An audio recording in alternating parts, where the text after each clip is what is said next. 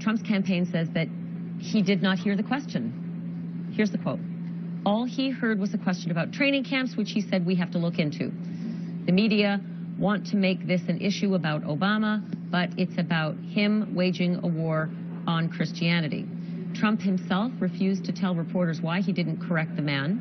And speaking with the Washington Post, his campaign manager refused to say whether Trump believes the president is in fact a Muslim. Hillary Clinton tweeted this: Donald Trump not denouncing false statements about the president and hateful rhetoric about Muslims is disturbing and just plain wrong. Cut it out. I want to bring in Daily Beast contributor and political comedian and also Muslim, Dina Obadella, is here with me live. And from Manchester, New Hampshire, is Paula Johnson. She's the co-chair of Women for Trump, and she was actually at yesterday's event.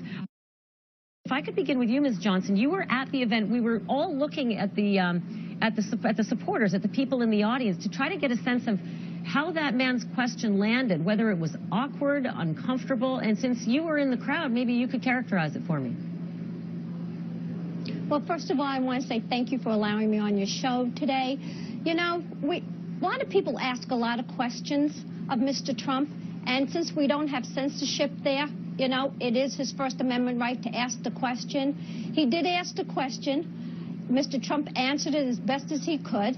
I think it was an awkward question, but I don't feel that, and this is just my feeling, that it was a wrong question, and in respect that, you're going to be upset with Mr. Trump if he answered it, and you're upset with him because he gave an answer, said we're going to look into this.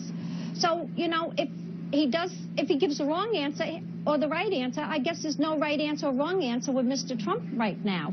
And I felt that, you know, he asked a question. I was kind of like bedazzled a little bit about the question that he asked.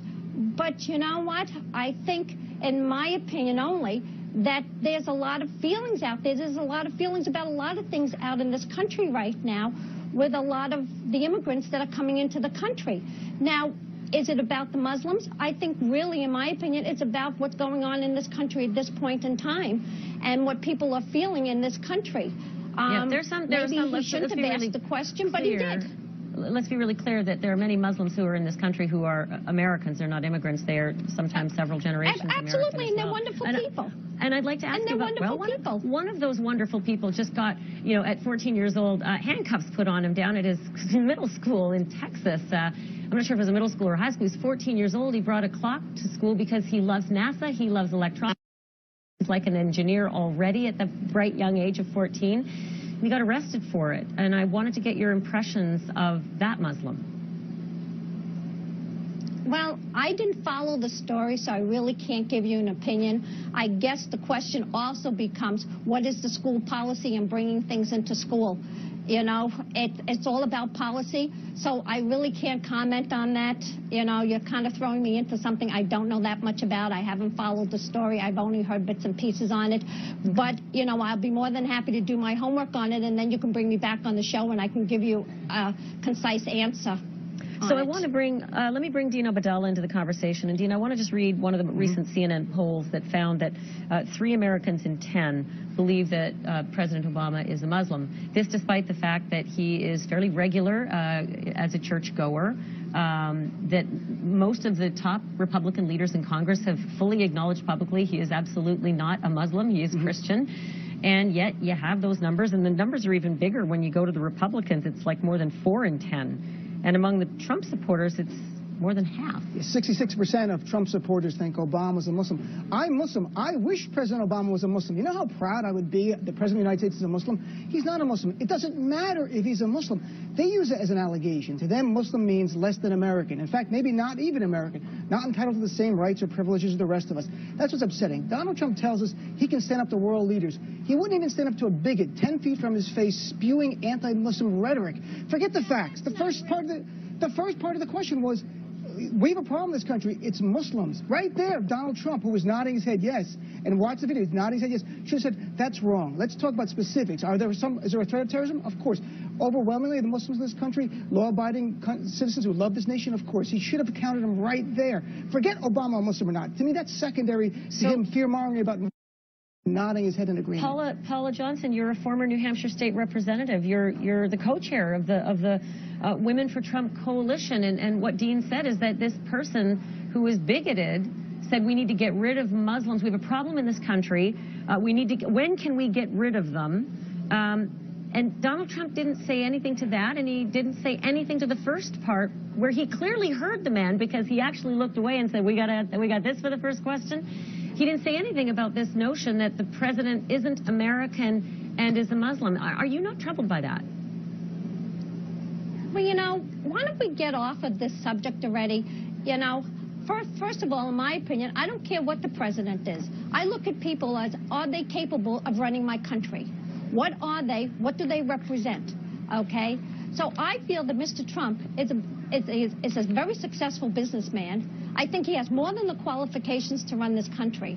You know, what one person believes in their opinion, we are a country of a democracy. We have our First Amendment rights. I believe you are a lawyer.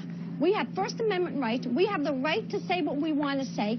And why can't that man voice what he feels? That's what he feels. He can, he did, but I think the question exactly is... what Mr. Trump... No, I think the question is, when someone does use the First Amendment right and makes a very egregious error in this kind of way, that as a leader, and Donald Trump wants to be the #1 leader of the country, it might behoove him to correct the record, as John McCain so eloquently did. Let me ask you a question. Let me throw you a question back. What about when our president is disrespectful to the Prime Minister of Israel? Is that okay? I'm Jewish. You know what? I'm Jewish by birth. Sorry, I couldn't hear. I had an interruption in my ear. I could not hear what you said, Ms. Johnson. What was? I'm sorry, I did not hear what you said. What if the president? What about when the president is disrespectful to the Prime Minister of Israel? Is that okay? And he's our leader. I don't think he was ever disrespectful of his faith. But you know what? You can't do this. You can't say that Mr. Trump is wrong, but yet we have elected officials that are horrible and disrespectful to the American people. Paul, respectfully, can I say, are you not troubled with the president not standing up? Trump has respect Donald Trump was also endorsed by white supremacist groups publicly. The Daily Stormer, I wrote about it. You had David Duke say things. And when Donald Trump was given an opportunity to say, do you denounce him because it'll make you feel better? This is true. You wouldn't do this to Jeb Bush or Chris Christie. Well, Chris Christie, I will end this by saying Chris Christie said this morning that he absolutely would have corrected the record, Ms. Johnson. Chris Christie live on the air said he would have corrected the record. And I have to leave it there, unfortunately. Ms. Johnson? Is having a rally in Nashua Ms. with Johnson? maybe 100 people today. I appreciate your time. I have to leave it there. I do thank you for being on with us. Thank you very much for allowing me to be on.